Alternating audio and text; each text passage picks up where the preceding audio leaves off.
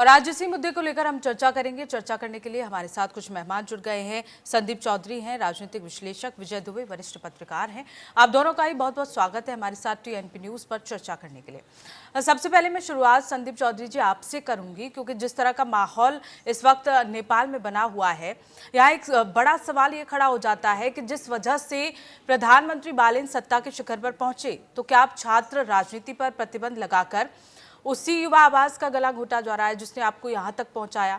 आपको क्या लगता है कि छात्र राजनीति पर यह प्रतिबंध नेपाल में संस्थागत लोकतंत्र को कमजोर कर सकता है, एक कल्ट ऑफ पर्सनैलिटी को जन्म दे रहा है?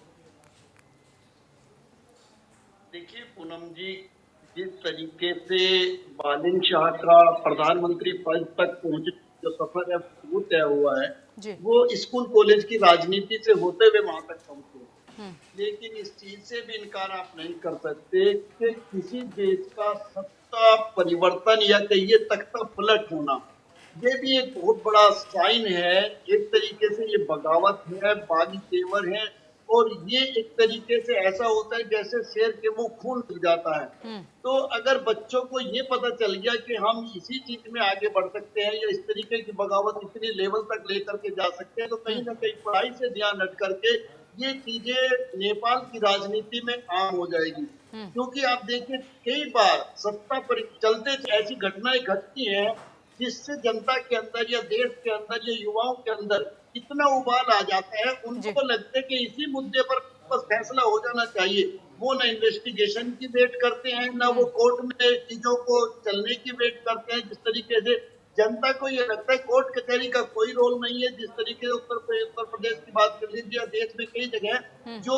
ये बुलडोजर वाला एक्शन होता है वो लोगों को बहुत पसंद आता है। लेकिन कोई भी संविधान बुलडोजर नहीं देता, कोई भी संविधान नहीं कहता है अगर कहीं कुछ गड़बड़ हो रही है उसकी एफआईआर दर्ज कराओ, मुकदमा दर्ज होगा, कोर्ट में दोनों पक्ष अपनी अपनी बातें रखेंगे, उसके बाद कोर्ट डिसाइड करता है। ये संवैधानिक तरीका होता है। लेकिन आप जानते हैं युवाओं का माइंडसेट ऐसा होता है कि इधर कुछ गड़बड़ हुई, पता चला कोई रेप हो गया, तो वो चाहेंगे फौरन कि अभी इन रेपिस्टों को फांसी दे दी जाए और आज ही फांसी दे दी जाए, नहीं तो धरना प्रदर्शन और विरोध शुरू हो जाएगा। जबकि कई बार आपने देखा होगा गलत लोगों के ऊपर आरोप लग जाता है, चाहे वो भ्रष्टाचार का हो, चाहे वो रेप का हो। ऐसे जैसे अरविंद केजरीवाल और उनकी बिल्कुल, यानी कि आपके हिसाब से जो कदम बालिन शाह ने उठाया है वो कहीं ना कहीं सही है। जी, मैं ये मानता हूं कि चीजों को टाइम देना चाहिए। फिलहाल जो स्थिति है, अभी प्रजातंत्र वापस लौट रहा है, नई नई सत्ता बनी है, चीजें कई बार बाद में लागू कर दी जाती हैं, बाद में फिर से वो चीजें आ जाती है कि भाई कॉलेज में यूनिवर्सिटी में चुनाव कराए जाएंगे। लेकिन फिलहाल मुझे लगता है नेपाल को संभालने के लिए या लाइन पर लाने के लिए एक्शन ठीक है, और जनता का समर्थन भी उनको मिल रहा है अगर कुछ लोगों को छोड़ दे।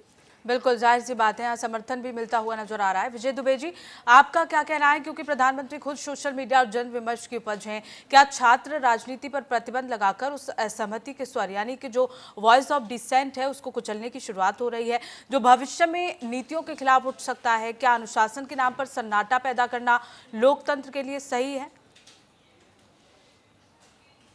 जी देखिए, ऐसा है कि नेपाल की राजनीति में बड़ा उथल पुथल एक लंबे समय से चल रहा है, और अब पूरी तरह से एक नई राजनीति वहां आई है जी। और बालन शाह ने उसका नेतृत्व किया है। जिस नाराजगी के कारण से छात्रों ने विरोध किया था, आंदोलन चलाया था, और बहुत सारी चीजें आपको जो नेपाल में दिख रही थी, जिसमें खास तौर पे ये था कि भाई खास लोगों के पास जो है सत्ता केंद्रित हो रही है, वो बहुत रिच हो रहे थे, और वो जिस चीज का प्रदर्शन कर रहे थे वो खास तौर पे उनकी लाइफस्टाइल, पैसों का प्रदर्शन, रहन सहन के तौर तरीके, जो कि खासतौर पे सोशल मीडिया पे पोस्ट किया जा रहा था, और जिसका कि लोगों ने विरोध किया। लोगों ने क्या, छात्रों ने विरोध किया। टैक्स हम भरते हैं, सारी जो मशक्कत मेहनत जो है वो दूसरा तबका करता है, और हमारे जिन लोगों का हमने चुन के अपना प्रतिनिधि बनाया है जी, वही हमारी चीजों का दुरुपयोग कर रहे हैं। ये भावना जो थी उसी ने एक आंदोलन को खड़ा किया, जिसके कि आप चर्चा कर रही हैं, और जिसके तहत बालन शाह आज प्रधानमंत्री नजर आ रहे हैं। बिल्कुल। एक और सवाल यहाँ कि क्या इस जो फैसला लिया गया है बालन शाह की ओर से, किस तरह का प्रभाव आने वाले समय में इसको लेकर पड़ेगा नेपाल में? क्या ये सकारात्मक साबित होगा या फिर ये नकारात्मक साबित होगा? विजय दुबे जी।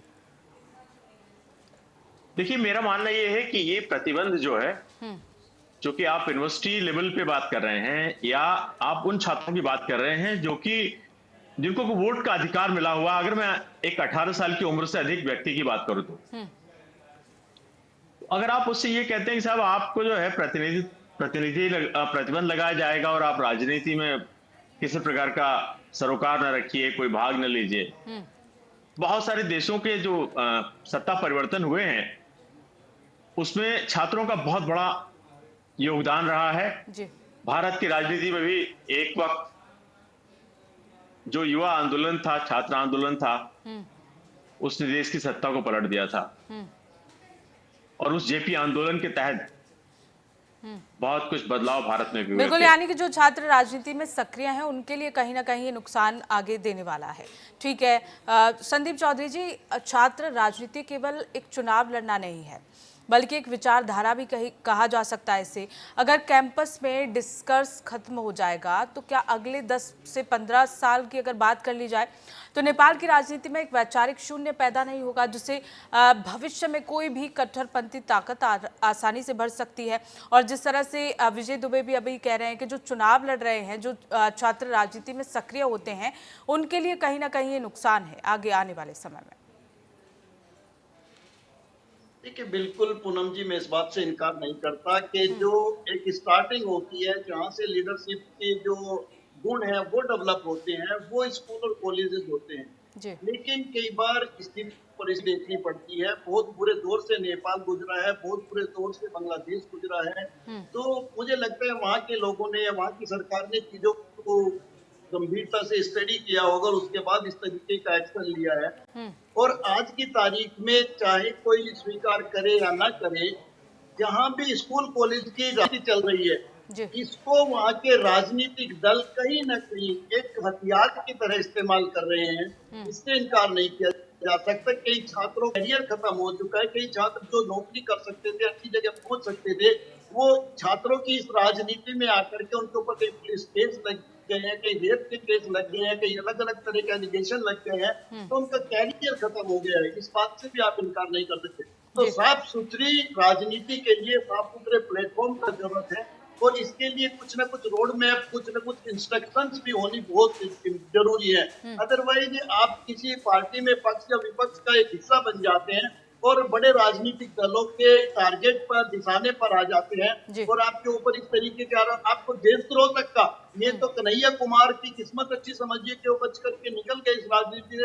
अदरवाइज हमें और आपको सबको ये लगने लगा था ये पाकिस्तान से जुड़े हुए हैं, ये देश के गद्दार हैं, इन्होंने क्या क्या नहीं किया।